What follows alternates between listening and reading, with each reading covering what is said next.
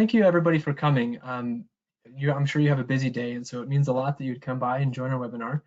I'm excited about the simulations we're sharing and the information we have to share, so I'll just dive right in. Great. So just a quick agenda for today. I'll describe a little bit why we feel so strongly about economic modeling. I'll give some background to the model that we use today in the Model T up. I'll provide some details about the simulation we use and the variables that we use. We'll go over some results, we'll summarize a few key points, and then we'll have time for Q&A. All right, so why economic modeling? Especially in the energy and the energy and environment landscape, things are changing very rapidly. Just a few cases in point, we have the CEO of ExxonMobil a few months ago describing why his company now supports a carbon price. A decade and a half ago, this would have been unheard of, but now this is reality. This graph to the right shows some information about the deployment of utility scale solar developments. We can see that the price is dropping very rapidly. Solar development is growing very rapidly. This is a technology that, again, a decade and a half ago really didn't impact the energy landscape all that much, but now is drawing a lot of investment and is a very competitive energy source. And not only on the private side, but on the public side as well, governments, state governments, and the federal government are pursuing changes and ambitious goals related to their emissions and to renewable energy. Several states have passed 100% renewable or net zero emissions goals. And these things altogether are really changing the energy landscape in the United States. So it doesn't really matter where you sit in this landscape. Chances are your world is changing very fast. If you're a carbon ambitious state that has just passed a goal, it's going to be very necessary for you to have a blueprint to realize that goal. If you're a state that has a really strong energy industry, it's going to be important to be able to analyze what these changes mean for your constituents and for your economy. And if you're on the private sector side, it'll be important for you to have the capability to project the economic gains and losses as you interact with federal and state policymakers.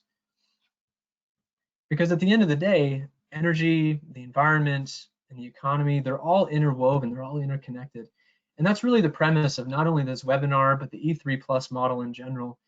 That is, we can't really analyze any one of these things in a vacuum all by itself. There are very important linkages that, if missed, will make policies ineffective.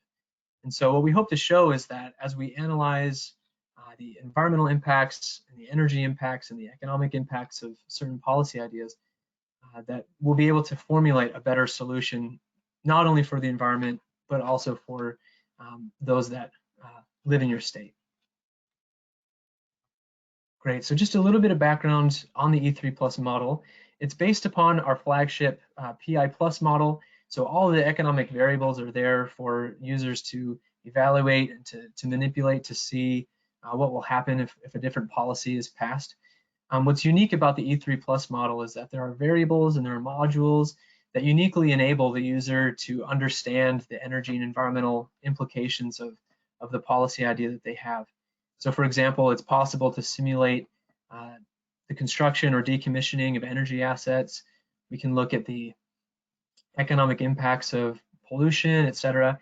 We won't use all of these modules and all of these assets today, but just to give you a background, the E3+ model is uniquely prepared for those that have these questions of how energy, environment, and the economy all interact.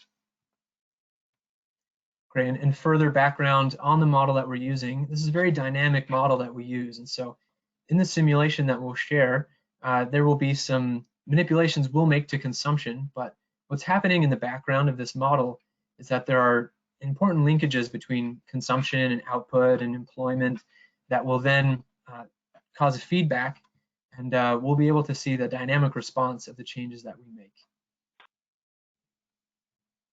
Great, let's hop into the simulations. So imagine you're the Colorado State Legislature and you're considering an energy efficiency proposal. This state recently passed a 90% carbon reduction goal by 2050. They're also a state that's around average in terms of in terms of population and economic size. And so just imagine that you're in this state, and now the legislature is considering some energy efficiency measures. And what we'll do is compare two different iterations of this policy idea. So imagine that before the legislature, there are two different options. They can either target residential energy consumers or industrial and commercial energy consumers. We don't simulate these at the same time. We show what will happen if they have option A and option B, and we'll be able to compare the two. All right, first let's go on to the residential targeted energy efficiency program. So the variable that we use is pretty simple. All we do is change consumer spending. We reduce consumer spending for electricity and natural gas to the tune of $2 billion. And then that spending is reallocated to all the other spending categories that are housed in the model. And so if you can imagine, perhaps the state legislature offers some kind of incentive for homeowners to put more insulation in their attic, or swap out leaky windows and doors, maybe replace appliances. And the result is that for the next couple decades, energy consumption in the state is reduced by $2 billion. Now, if I'm a homeowner, I might save a portion of that money, but it's likely that I'll then spend my energy savings on whatever it is I spend money on. So that's why consumer consumption doesn't change. We're working with the same level of consumer spending. All right, let's take a look at some of the results. So as we can expect, energy consumption drops. I won't spend a whole lot of time here. This is something that we pretty much told the model to show us, but energy consumption drops. Okay, and as energy consumption drops, so do carbon dioxide emissions.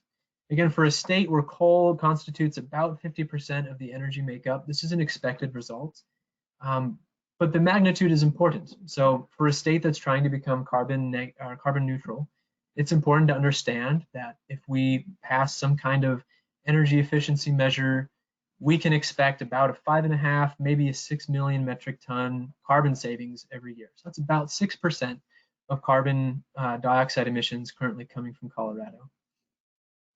And so these are important numbers to understand. We would expect that carbon emissions would be reduced, but the magnitude to which they're reduced is really important.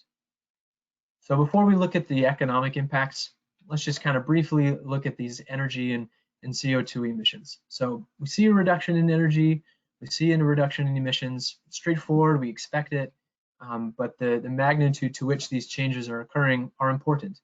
And maybe even on the private sector, those that are utilities, for example, the magnitude to which that energy consumption will be reduced might have implications for their energy generating fleet.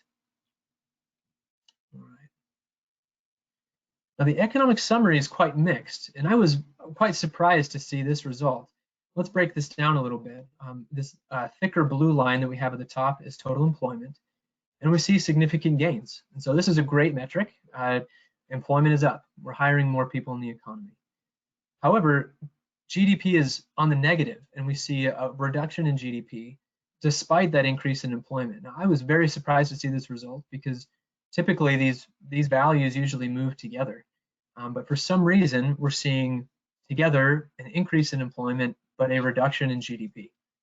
If we break down these constituent, metrics in the economy, we learn a lot about how this energy efficiency program is playing out in the economy at large. So let's break down employment here. This shows us the change in employment broken down by industry. And you can see we have winners and we have losers. So this dark green bar at the bottom houses the public utilities industry. And quite expectedly, we have a reduction in employment. If less people are buying electricity and natural gas, then it only follows that they would need to hire less people. So we have a reduction there in employment. But construction also falls. And as we think about the energy industry, we might be able to learn why we would see a reduction in construction. The electricity and natural gas industries are very capital intense. They require power lines and substations and pipelines. And so this causes a significant employment demand in the construction industry. And as that starts to taper off, then many are let go in the construction industry. On the flip side, though, we see significant gains in the services and the retail and wholesale industries. Now, in the farm and services colors are very similar, but what you're seeing in this gray bar is services. And again, this is probably a result that we can predict to some extent. So if I'm a homeowner and I'm spending less money on electricity, then I might go spend more money on whatever it is that I buy. I might buy more at retail outlets. I might go to restaurants more often. And that's why we see an increase in employment for services and retail and wholesale. What this shows is that perhaps what's going on in the economy is a transition from a capital-intense industry to labor-intense industries. And that's just a nature of the way we're shifting consumer spending in the simulation. Now, if we break down GDP, we learn a very similar story. So investment takes a very big hit. And again, that's probably because the electricity and natural gas is capital intense. So there's less demand for big ticket investment expenditures. But on the flip side, we have a strong response in net trade. Now what this is exports and minus imports at the state level. So what this means is that Coloradoans might be spending more money on local businesses, and local businesses are perhaps more able to spend or to market their products outside of the state. And so this is a strong response in the economy. However, on the net, investment drops more than trade gains. And so taken all together, we have a reduction in GDP. And these are important results to understand. If I'm a policymaker in Colorado, then I would like to understand that if I go for this energy efficiency program, then it's likely that we'll see gains in some sectors, losses in some sectors. We'll have job gains here, but perhaps loss in GDP here. I think on the whole, it's interesting to find that we have a mixed economic result. It's not a clear cut, this will be good or bad for the economy. We have some winners, some losers, and everything in between. We also have a reallocation of spending from a capital intense industry to a labor intense industry. I thought a very interesting find. All right, now let's take a look at the industrial and commercial target iteration for this scenario. We have a very similar set of variables that we use. So again, imagine the Colorado state legislature is considering an energy efficiency measure targeted towards industrial and commercial energy users. This might be upgrades to new plants, new machinery, and as a result, these firms now spend $2 billion less on fuel. And so that's a cost to the business that they're no longer paying to the same extent. So it's a benefit to those firms. However, like in the other scenario, the electrical power and the natural gas industries take a hit to the tune of $2 billion as these companies become more efficient. Okay. Now, quite surprisingly, we see an increase in energy consumption. Now, the variables that we used marketed a decrease in consumption of energy, consumption of fuel cost, and in sales of electricity and natural gas. Yet within just a few years, we have quite a strong response in energy consumption. This is counterintuitive. It's not something that we would expect. In addition, we have actually an increase in carbon dioxide emissions. This is awful. If I'm a policymaker that's trying to reduce carbon emissions, then now I've done the exact opposite of what I was trying to do with my policy. As we look at the economic response and what's going on in the other sectors of the economy, we begin to understand why this might happen. But before we move on, just to recap, very strange response here. We asked the model to show us what will happen if industrial and commercial firms consume less energy. And what we saw was an increase in both electricity demand and carbon emissions. But if we look at the economic numbers, we begin to understand why this might be the case. So I'll go through each of these variables. You can see this gray line towards the bottom. I hope that's visible. Maybe be blending in too much with the cell lines on the graph, but we have a reduction in consumer prices.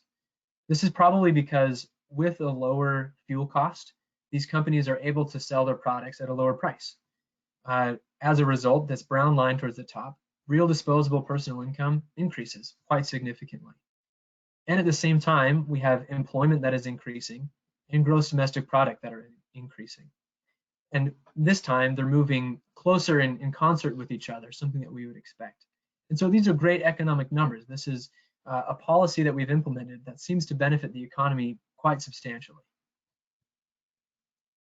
Again, if we break down employment, we might be able to understand why. So we do see the same reduction in public utilities. Again, I apologize, the numbers, or sorry, the colors in the bars are quite similar, but the industry that's losing employment is the utilities industry, that blue bar in the bottom below zero. And with it comes an eventual reduction in employment in the construction industry. And so again, we have these losses probably because there's not as much capital being demanded by those firms. But there are other sectors of the economy that see very strong gains. So that other blue bar that's on the positive side is manufacturing. And so we see increased employment in manufacturing. Again, that's likely because now these firms are more profitable. Their costs just went down, and so they're able to expand. They're able to sell their products at a lower price. Retail and financial services also take a big win. And so these gains in those sectors overwhelm the reductions in employment in other sectors of the economy. And this is largely the case as we break down GDP as well. So we have the same reduction in investment.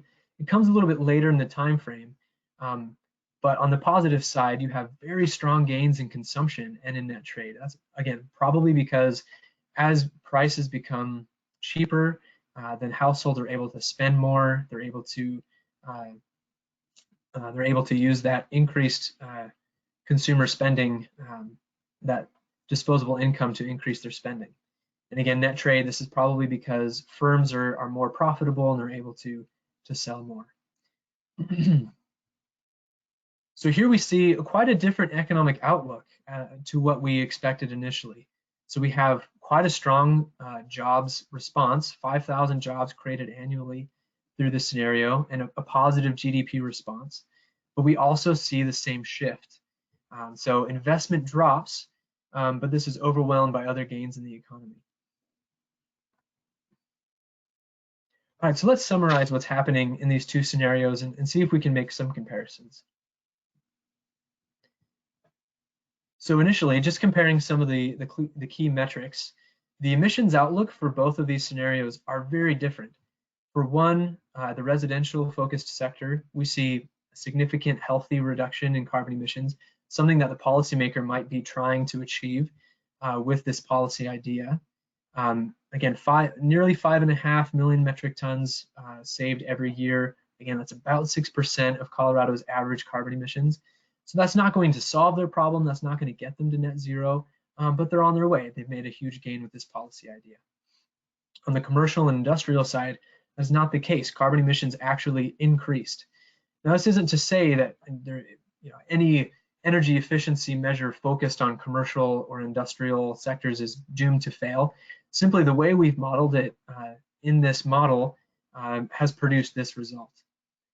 On the employment side, we see gains in both scenarios, but the commercial response is far stronger. And so the increased profitability of those firms is able to generate more jobs much faster than the shift in spending that we saw in the residential scenario. And the GDP change is mixed.